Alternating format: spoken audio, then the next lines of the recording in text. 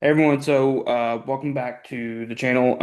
Today is January 5th, 2026. So just wanted to kind of get the guys on here, obviously, and just kind of talk about a little bit about the Venezuela stuff. Austin, I'm going to throw it to you. What's kind of first initial reactions of what's going on? It's been very interesting so far. The biggest thing I've taken away is like the fact they left the former regime basically in power. There's a lot of different ways you can kind of read into that. I mean, the reporting today is they claim they think it would be more stable, but I think it. You like I said, you can look at it as like, okay, do they think they could get everybody, or is it just like real politics? That to me has been one of the more interesting facets. I think the biggest thing to look forward to is like how stable the situation is. Like right before he came on, there was like a situation in Caracas where it looked like there was anything from a coup to another attack to, I mean, just about anything. And then they're claiming now it was like a false alarm, but I mean, the situation remains tense. So you can definitely see this going a lot of ways still at this point. Well, it's interesting that Trump backed the, I guess, now current president, right? Like it's Yeah. interesting that he kind of backed her. Um, in all this from pretty much the very beginning. And even kind of throughout, was it the opposition leader who many people thought was going to try to come in and take over? And he was like, yeah, she doesn't have the support. Yeah, I mean, probably one in like I probably should have led with this too. Like one thing, like a point everybody keeps making is like this one's just been so like I guess nakedly kind of imperialistic in a sense because it's like I mean he's not shied away from like yeah it's for the oil and then there was quite a lot of furious reaction from like the traditional neocons and stuff about like the fact that like they're not trying to force in the Maria Cachado that's they're keeping Delcy Rodriguez in power, so that's it definitely is different from past things in that sense. I mean it's the same playbook but it's definitely been interesting to put it to say the least. So what kind of was your perspective of the kind of the attack, if you want to call it that? Like what were your initial thoughts when you kind of heard what happened and everything? So I was watching it as it happened live Friday night. I think hmm I started texting you guys like as Yeah, it you were happened. blowing my phone, and I woke up and I was like, "Oh shit!" Austin sent me like 8 messages. I was literally I'd literally just lay down to go to bed, and all of a sudden like I had one of my friends text me he's like, "Dude, they just attacked Venezuela." So then I got up and started looking at it, and it's like, "Oh wow." The operation itself was very clearly conducted pretty well. Were you surprised by that? Kind of from what he like Trump has said, it seemed like it was very close run in that like. We do know that one helicopter was pretty badly damaged, and they did have to transfer some wounded to the Army Trauma Center in Texas. hmm So I mean, it wasn't as squeaky clean as they first made it seem like it was. And somebody was telling me, and I haven't found it in the transcript yet, but I'm looking for it. That he had said in one of his press conferences that like one of the helicopter either the helicopter that was damaged or another one they almost shot down, and it would have been like so these are Chinooks, which can carry I think it's up to like 50 some people. So he had kind of insinuated like that was a pretty close call, but like I've not found that personally yet. But anyway, so I mean, like overall, this I mean, as far as from like a U.S. casualty perspective, it really could not have gone much better. I mean, hmm it could have easily went worse. Is kind of my point with that. But like from purely from like a tactical perspective, pretty good. It's still kind of See, up and go I ahead. was just gonna say so that's one thing that I was saying about too, and think I posted this. I was like, Midnight Hammer and whatever they were calling this one. I was like, really went about as well as they could have gone. Yeah, Right. And I was like, no one got shot down. You know, with this one, there were casualties, but I was like, I was expecting deaths. I was yeah, expecting like at least a handful of them. But it was like, no, like you mentioned, there were people hurt, obviously, everything like that. But it was like, for the most part, like, it went pretty well.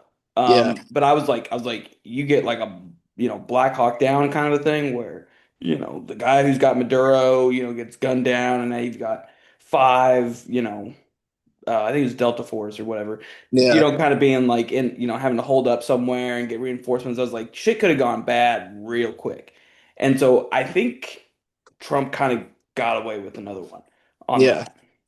Well, yeah, and like too, like originally they were reporting like the anti-aircraft defenses had not like engaged them at all, which like missile systems that seems to be accurate as of now, which we can kind of get into that in a second. But like, there has been now video come out where like they did come up against like manpads, which are kind of like the portable anti-air systems. And there was at least one video that I had seen that it looked like they almost got a chopper. So I mean, like you said, like it could have easily went worse. What's now as far as like how like that went off? Like we're what like 2 3 days after it happened. There's still kind of it's unclear what the exact situation going in was. So they're still reporting that like there was a deal or there was like a negotiated thing, and then there's evidence it wasn't. It's that's still kind of up in the air. Um, I don't know where I fall down on that. I keep going both ways. It could very easily be like we do know there was negotiations before this going on, so that's Hmm. confirmed. But we don't know to what extent. Like today, Trump came out and said that they hadn't been talking to DLC before this happened. So you know, Yeah. we're kind of in a situation where the story changes day by day. Yeah. At this point, I'm inclined to believe it probably just was they weren't taking it serious. Like there was reporting that one of the things that Trump finally got really mad about was like the dancing videos by Maduro. Hmm. So I mean, you could say they just weren't really they weren't taking it serious, and then all of a sudden this happens.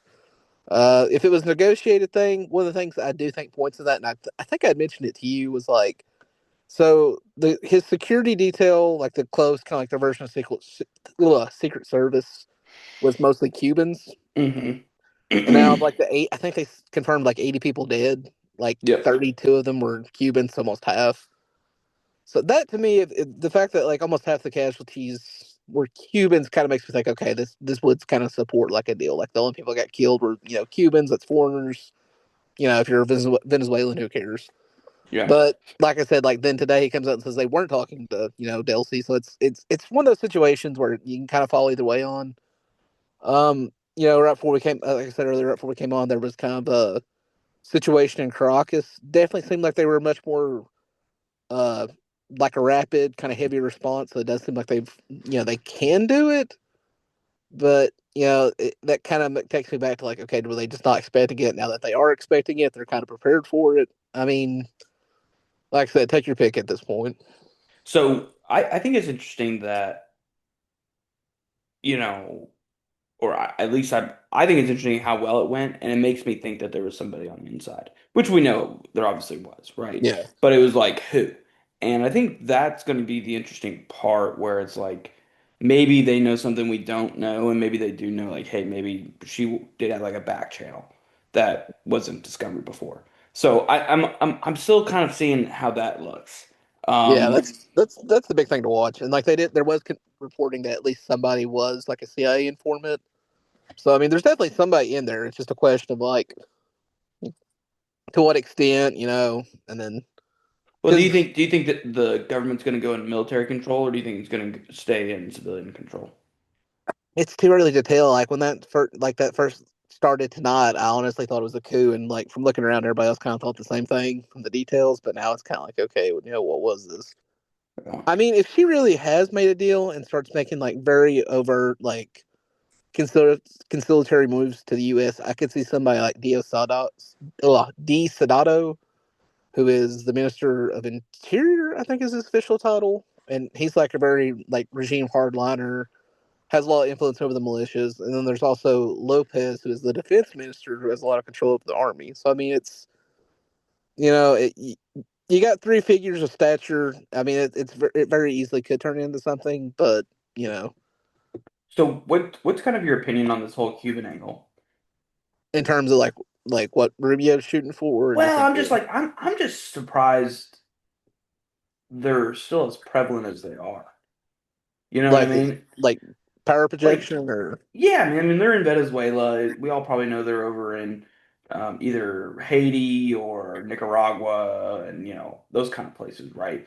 yeah, Like and when you mentioned that about the security being Cubans, I told you it was like go look in Angola. Like I think back in the 80s or whatever it was, like a bunch of those guys were Cubans. Same thing in Vietnam. yeah. Like they were sending people all over the place. And so I'm surprised to see that that was still continuing. Um, as at least as much as it was. Like I didn't think that you'd have Cubans embedded in the Venezuelan private security, right? Like if you're like, oh, hey, Yeah. there's some administrators here that are helping him out, yada yada yada. I'd be like, okay, I could see that. But it's like, oh yeah, like his personal security, man, is like Swiss Guard shit, you know. That's why I'm just kind of like I'm surprised that that was still a thing, and I hate it because it does kind of make me think like, okay, maybe Marco Rubio's like right on something, like hey, like if Cuba's sending people all over the place, then once we take out Venezuela, we need to take out Cuba. You know what I mean? And Yeah. that's what kind of makes me worried. I mean, Do they're definitely setting up for that. Like I have no doubt about that. you think The, Cuba or do you think Iran is next? we got to get into that too.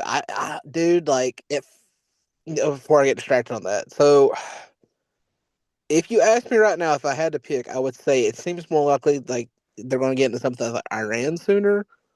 But I kind of get the sense that like they're like, oh, mission accomplished in Venezuela. Now all we have to do is sit and wait. It's kind of the sense I'm getting. But Yeah. I See, but mean, I don't think that's gonna happen. I think Trump's gonna try to parlay this and be like, hey, like I'm not gonna pull an Obama and pull the punches when they're down. I'm gonna fucking stomp on their throat. yeah, And I think it's interesting when I've been listening to some of the commentary. Obviously everyone's bashing Trump, like, oh, no more foreign wars and all this other kind of stuff. But, the Democrats are kind of being silent, right? They're like, hey, like he got him and no one really died. That's actually a pretty good thing. Right. Now yeah. they would have slaughtered him if he fucked it up. Oh But yeah, for sure. it makes me think like, okay, well, like maybe he's gonna try Iran next and just kind of roll the dice. And at the same time it's like, if Venezuela's a shithole and he's kind of running that and you've got Iran that's maybe going more towards a U.S. friendly government, it's like, okay, like, he's kind of knocking off a lot of pieces on the chessboard for China and that alliance that he got going on. What are your thoughts on that, Austin? Yeah, like that seems to be the goal. Like I mean, I that's could, the only one I could see because, like, we talked about it as like, oh, oil, obviously that's why they're going down there, and that makes sense geopolitically how they could use that. But it's like really like with what's actually being produced there and what is actually there and how long it would take to bring that online, yeah, that's like a 3 or 4 year thing. Like that's not something that you're going to do overnight. yeah, And so it's obviously like and you've got Colby in there, strategy of denial, right? Like that's kind of what it is. Like, hey, we're going to start denying our adversaries these allies, essentially. yeah. Uh, one thing that like people have made, and like it's a really good point that I can't like forget is like we also got to remember like the whole like political environment Rubio comes from, and like his stock is like so high in the administration now. So he's a South Florida Cuban. Like that's a very very specific connotation on foreign policies. Hmm. There's that. Um, but yeah, so it's kind of that sense, and just Do you think China's going to retaliate? my sense is no at this point, or at least not yet. I mean, which I had sent it to you before it happened. I think that very day, like they came out like they do, or they have started conducting exercises, like if they did have to fight a conflict in kind of like the territorial waters of here. So I mean, do I really think they will though? Nah, not really. I think it's mostly going to be a kind of I like one think of if the anything, it kind of wakes up their defenses. yeah, It kind of puts them on notice. And I know we've talked about that before, but to me, that's almost kind of like what it is. It's like, hey, like if we can take out Venezuela, then it makes China start being like, well, we get a lot of oil from Iran, and Iran is probably more critical than Venezuela, right? And so it's like, okay, well, let's start bolstering that up a little bit. Um, that's how I kind of see this. And then like they're getting involved in almost kind of like making China you know, start taking stances and playing risks geopolitically, yeah. which they're not really doing, right? They're just saying they're going to attack Taiwan whenever they want to do it, but they don't really have any other major movement. Yeah, China is very like that is one thing I think people like underrate about them. They're extremely cautious. Like uh, I was watching this one thing today, and it not necessarily foreign policy, but it's talking about like how they do like their economic and like global warming kind of stuff. Is they always like not as what do you call it, like under promise, and they usually overshoot it. So I mean they're very Hmm. cautious in all things. So I mean like And to me and you talked about today, it's like Venezuela's like 4% of their oil imports. They can make up for that easy from Russia. That's like a few extra shipments or Yeah. something. It's not like it's a life or death kind of deal for them. Well, it's like and China's not really like allied with anyone. You Yeah, know, they've given out loans and they do the business side, but they're not really like militarily connected to anybody. Like yeah, even, I mean, North Korea is probably the closest one, and then like maybe Russia, you know, and then it's like Iran, Venezuela, like way down there. And it's like, you know, they don't really have a lot of people to pick with, you know, to yeah. pick from to help them out. They're very like.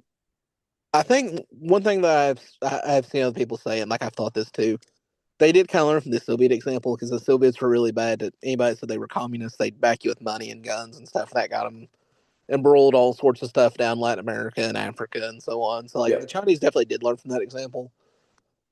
I do think they are starting to move like towards a very close partnership with the Russians, but I mean we're still it's still kind of that's more of a Ukraine war and on. That's not been like a stable But pattern in their uh, foreign policy. as I said, it's just more out of convenience, right? Yeah, Just like of just kind of the current political situation. yeah. They both definitely realize they need each other. Like the Russians need like the Chinese market and kind of support, and then the Chinese kind of realize they're going to need that Russian oil when they do eventually go for Taiwan. So I do think it's very transactional. But I mean, what do you expect? Do you think this is a good use of political power, or at least military power? Politically, no. Military, the thing that like I'm trying to keep in mind is how these things usually go, especially with like Libya and Syria. It's you kind of you start creeping in, you tiptoeing in. Libya was a really good example of this, where it's like, oh, it's just airstrikes, and then and then next thing you know, we've got like a multi-decade long civil war at this point. Yeah. And then there's Yemen. We saw that turned out.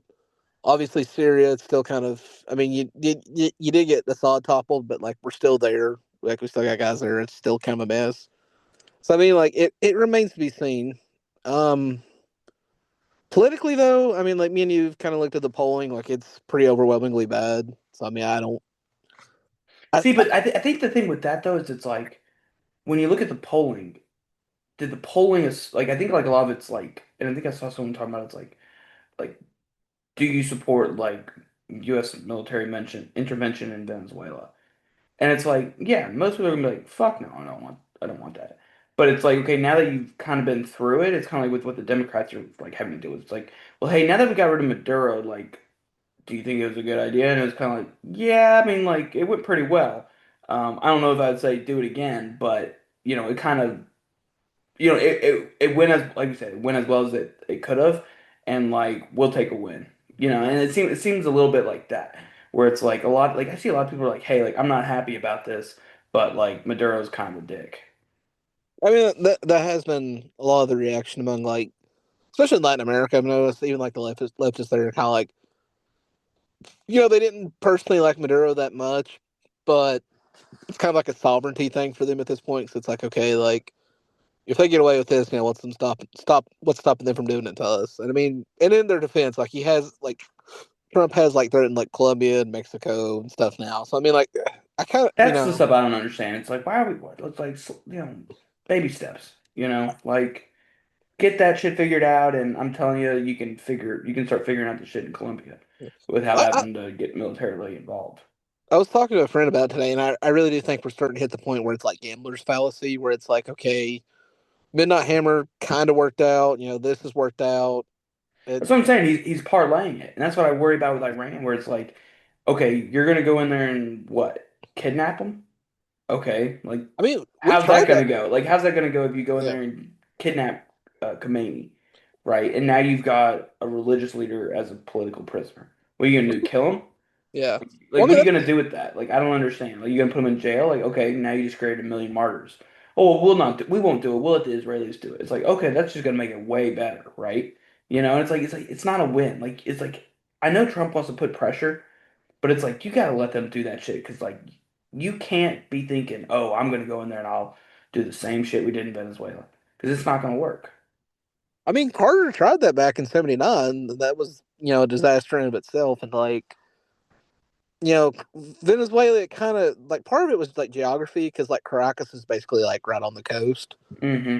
versus Tehran, which is like what, like like 800 miles inland and nowhere, like nowhere near the sea and stuff. So, I mean, it's Yeah.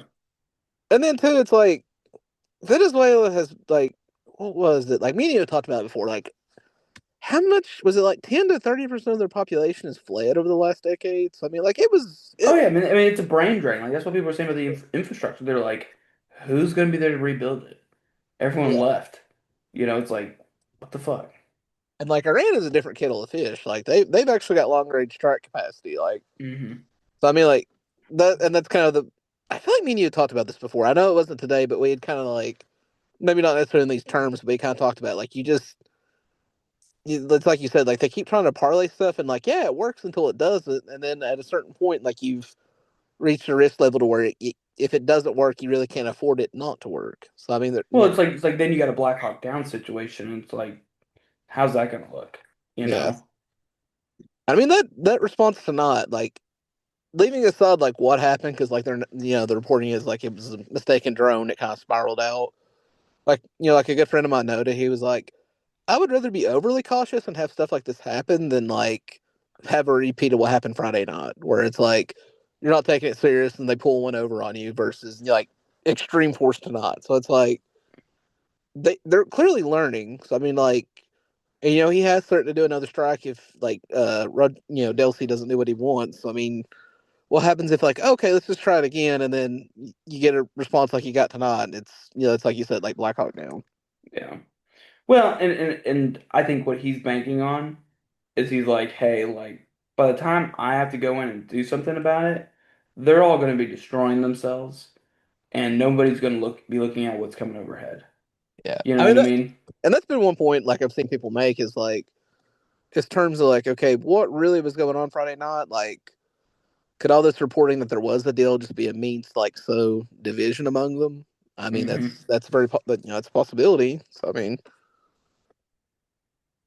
Well, and it could be like, maybe what their play is it's like you got to have a democratically elected person come in, and maybe we're just going to go in there and make it a shithole situation to where that opposition leader who doesn't have any support now she's got support because all the other alternatives aren't really working out, and maybe that could be the play, but I'm just like, you're like with Venezuela, you were looking. I would say maybe the towards the end of 2026 of really being like, okay, they've got a solid enough government to kind of move forward, and I don't know if they're really looking at it on the right time scale.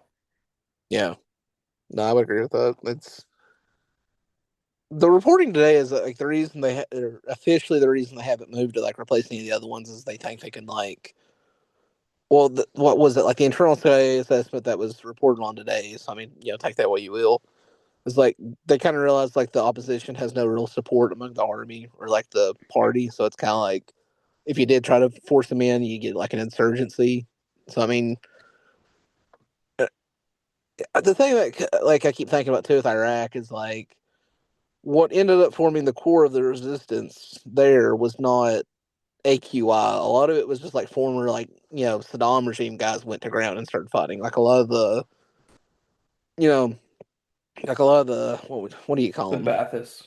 Yeah, yeah, like like a lot of the Ba'athists just became insurgents. Like a lot of those guys were former Saddam Fedayeen, which was like their own Hmm.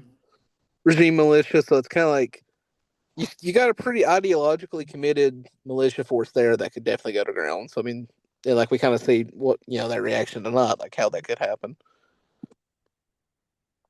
Um, who do you think this affects more, Russia or China? Like who bears the brunt of these actions In terms of like damage, in terms of like our adversaries? Russia really did not. I mean, like Russia's been close with Venezuela for longer than China, but it's not really like it's a sunk cost for them. Like, yeah, they gave them gear, but they did get paid for it. I would say probably, I guess China, just because if like they do get cut off from that oil, like they do it to make up for that, but it's only 4%. But Dude, like I don't know if me and you had talked about it. I think I had sent it to you. There had been like reporting that Putin had kind of put that on the table as far as like, hey, if you guys give us Ukraine, Venezuela's there. Well, wink, wink, nudge, nudge. So, so I would probably say China, but yeah, kind of hard to tell. Hmm. Um, what do you think of the use of drones during um, this expedition? Very interesting. Like I sent the article. It was in today. Like it turned out like part of what we were using was like we've got our own like knockoff copy of the Shahed drones, which have gotten really famous. They're originally Iranian tech, but they've gotten really famous in Ukraine because the Russians use them. Hmm. So like the Ukrainians that gave us captured ones, and we've kind of reverse engineered our own version of it. So that to me was very interesting. Like I talked about the friend, like that to me is more evidence that like everybody's really starting to kind of take attrition warfare serious. Like high tech is good and all, but like you need a lot of it, and it's just so expensive. It's better to have something that you can manufacture pretty cheaply and easily and have a lot of it than just like the thing the Russians have really used them for is like to degrade air defenses. And then they do they got the attack versions. They're still modifying them and stuff. So that to me is probably one of the biggest takeaways from this is like even the US is starting to get on that game when it's like, okay, we need these really cheap but effective drones. So that to me is very interesting. Yeah. Well, and I had seen a few. I think I saw something where it was like they used about 100 of them during that strike, and it honestly was something that I was kind of happy about in a sense because one of my biggest concerns and something I'm going to do a post or something like that about here soon is basically I think the next big leap is really going to be with and we know this right from Ukraine just drone warfare, right, and the use of drones. And the thing that I always was curious about, and I would ask Lindsey Graham this when he would come into South Carolina, I never really got a great answer. Um, they almost wouldn't talk about drones. Like everyone knew, like, hey, this is something that like we need to invest in, but no one was ever like, oh yeah, like our stockpiles are X, right? And here's what our capabilities look like with that, right? And everyone thinks, okay, we just have these F-35s, and it's like, well, we've got these drones too. And it's curious to see, like, okay, like this is how we're thinking about using them, right? This is our attempt at using much more drone technology than we would have done previously, and kind of seeing what that flavor would actually look like. Um, so that's something I just saw and I was like, that's a little curious. I'm curious to see if we do anything else, like how we'll continue to implement that. One reason, since you brought that up, that like they had been like very kind of hush hush on drones was going into Ukraine. We had something called the Switchblade, which I think me and you had talked about it before.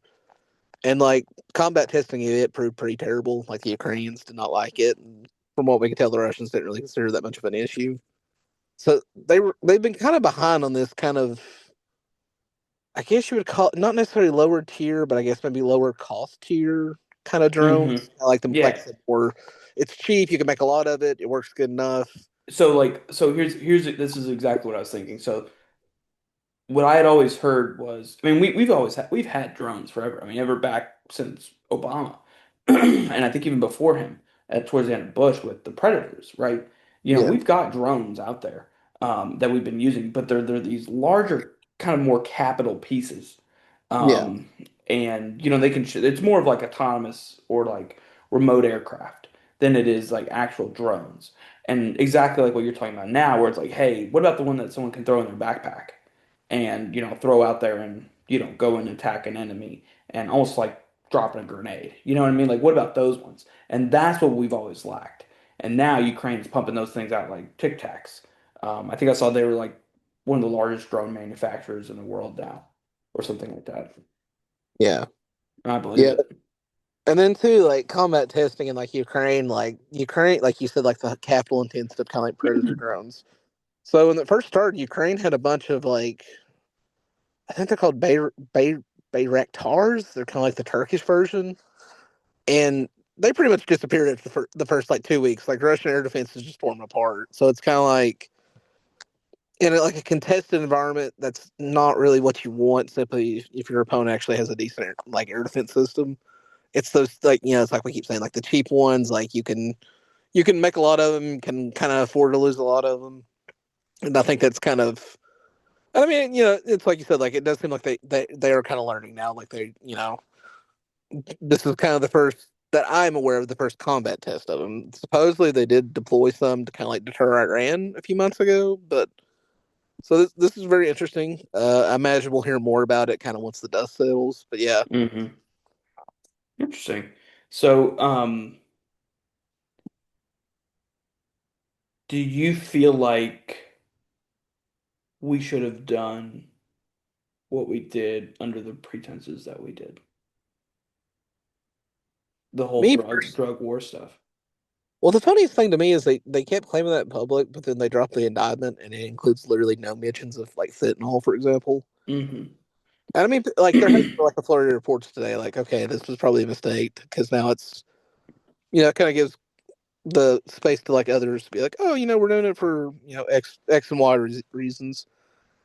Um, yeah, I mean, me personally, like I don't support this in my personal opinion. I mean, whether it's going to work out as a policy, I think is like like I said earlier, it's still kind of up in the air. But yeah, I think what I'm confused about is it kind of, I mean, it's what we just said. It's like, hey, it worked out really good, and like, I'm willing to take that tactical win. I'm still not sure if this strategically was a really good idea. Um, I'm willing to be, deceived on that. Um, but my intuition kind of feels like, hey, maybe we should have done a little bit better on this. Like not even informing Congress. Like that was one where I'm just like, hey, like come on, guys, like at least do that, right? Like, hey, you don't need to go in and do the whole song and dance in front of the American people. I can understand why you need to keep some stuff hush hush, but it's like you got to at least be talking to people in government and getting some okay with what's going on.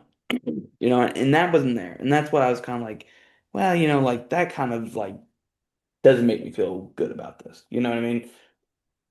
yeah. Well, apparently, like they've been talking to like the oil companies, but they haven't even talked to Congress yet, which I thought was Yeah. kind of funny. And they were like, we don't want to invest in there. Yeah. So, okay, kind of closes out here. So, like, what do you think is going to be the repercussions of this? Long term strategically, I mean, like this is kind of accelerated processes that were kind of already in play. Like I've seen a lot of people talking about this. Like as we're heading in towards a more like multipolar environment, you're going to see a lot more stuff like this. And the fact that we kind of did it first kind of makes it easier for the next person to come along because it kind of sets a precedent. So I Yeah, mean, I would not be surprised that like we are seeing like global conflicts kind of proliferate. We're kind of entering that era of like wars becoming common again.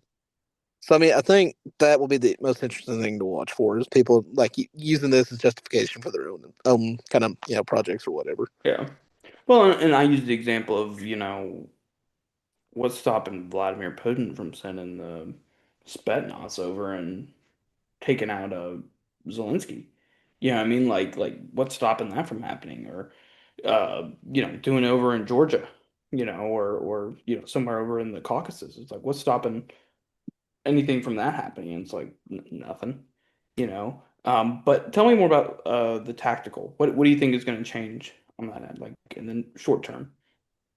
In terms of like military kind of analysis of No, it. just like kind of like what we talked about with Iran. Do you think this is going to bleed over into that? Well, I mean, it did come out today. Like we're getting more and more reports that like they're considering kind of intervening because of those protests over there. So I mean, you kind of talk about him like parlaying it. And, there's a very good chance he could be like, well, I'm two so far. Let's see if we can't get a third. And I mean, it did come out the Israelis were kind of sounding them out on it now that like that. I guess they kind of sense the same thing we're kind of picking up on that like, okay, you know, he's won so far. Maybe we can kind of talk him into something like another kind of thing over here. So I mean, it's very possible. Um, we are like the thing I said to you Do you think earlier. that's a boots on the ground if we go into Iran? Like what we did here? Do you think we're going to let Mossad do it? I would imagine it will be like it was last time in terms of like people, launching missiles, airstrikes, that sort of stuff. Um, I really don't. They really, really want to avoid a ground war for pretty obvious reasons. So I don't know if it necessarily translates into that. But what they want and what they'll get is kind of a different thing because it's, mission creep and these sorts of things are so common. Like we've seen it again and again where it's starts off as something minor and then, this happens or that happens and it just, gradually kind of forces you in. So, I mean, time will tell. But I definitely do think it's, we have hit the point of like gambler's fallacy where it's like, okay, well, done get so far. Why not try again? Well, and that's why I'd like to see them at least start slow. I'm all for the government, especially like you mentioned, like we're now in a multipolar world where it's like we need to start kind of getting used to like this shit happening on some level. And it makes me think like, okay, like if you accept that, then what should we do in Iran? And I think about it, I'm like, I wouldn't send planes or anything like that towards Iran. I don't think he wants to be like you said, like your hand's too hot. I'd let Israel do this and maybe start like kind of doing psyop, cyber, that kind of stuff on the U.S. side, but I wouldn't put boots on the ground, and I might supply weapons if that's gets to that point, right? But I think anything beyond that, it just kind of is like, yeah, I don't know if you want or you're going to want to own this. Yeah. So, all right, well, we can end it there, and we'll obviously stay tuned on this one, and we'll see what happens. I know we still need to do that prediction video coming up. I think it'll probably be pretty close to about what 1 year looks like, but Yeah. we'll go ahead and end it there. All right. Cool. See y'all. See ya. Alrighty, good stuff, y'all. See y'all.